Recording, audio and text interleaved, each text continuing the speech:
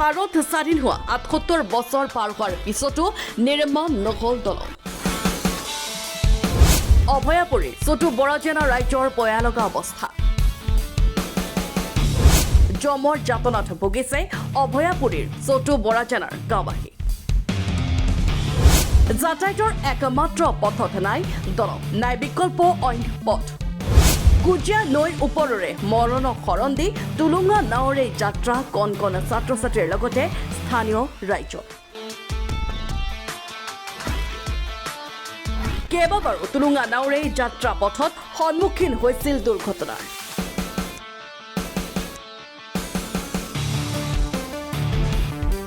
গাঁওখনত সোমাব নোৱাৰে এম্বুলেন্স, অগ্নি নিৰ্বাপক বাহিনীৰ বাহন। প্ৰতিবাৰেই ৰাইজে নিজৰ গাঁঠিৰ ধনেৰে বাঁহৰ দলং নিৰ্মাণ কৰে যদিও কুজিয়া নৈৰ তীব্ৰ গতিত কিছুদিনতেই ভাঙি উটুৱাই লৈ যায় দলং।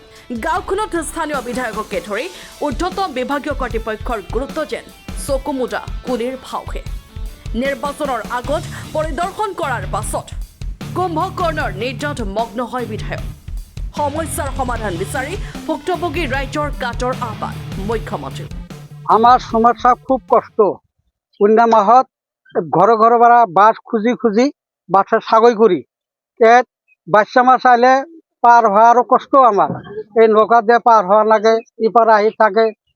বহুত ছাত্র ছাত্রী আমার এতে আমগুড়িত হাই স্কুল, তাতে বহুত ছাত্র ছাত্রী পার হয়। জায়গাখানির নাম ছোট বরজনা। আর এই যে কইজা নদী।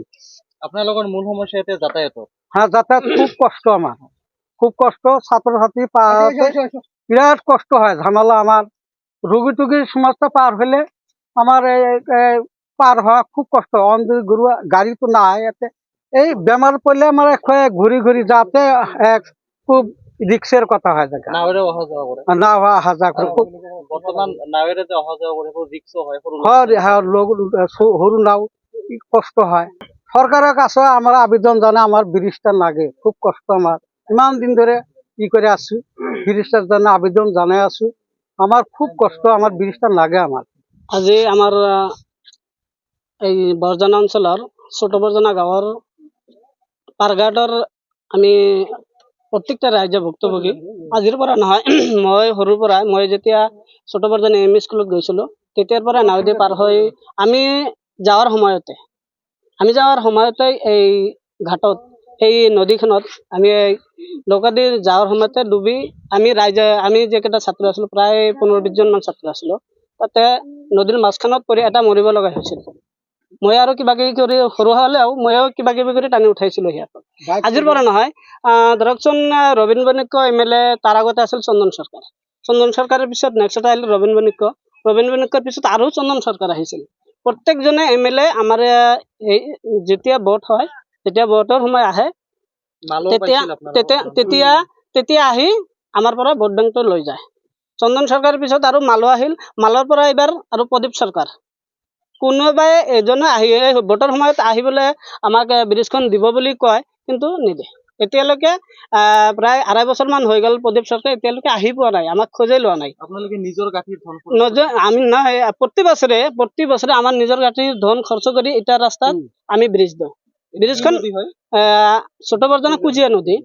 আমি ৰাইজে ব্ৰিজটা দিয়াৰ ধৰকচোন 3-4 মাহ মান চলবা পাৰো ভালকে।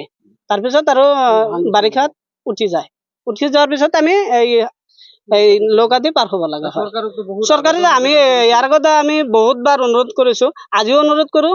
আমাৰ মাননীয় মুখ্যমন্ত্ৰী হেমন্ত বিশ্ব শৰ্মাক আৰু জলবিভাগ মন্ত্ৰী আছিল, সিহঁতকো আমি কৰজোৰে অনুৰোধ কৰোঁ যে আমাৰ ব্ৰিজখন দি আমাক যাতে খুবেই উপকাৰ কৰে। কাৰণ ছাত্ৰ ছাত্ৰীবিলাকে এটা সময়মতে স্কুলত যাব নোৱাৰা হয়, আৰু ৰোগী হ'লে মৰিব লগা হয়। নহ'লে আমি নাও দি পাৰ হওঁতে কোনোবা সময়তো যায়।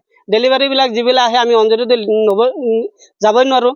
ইফালেদি সেই বহুত সময় ধৰকচোন 5-7 কিলোমিটাৰ ঘূৰি আহে অভয়পুৰী যাব লগা হয়।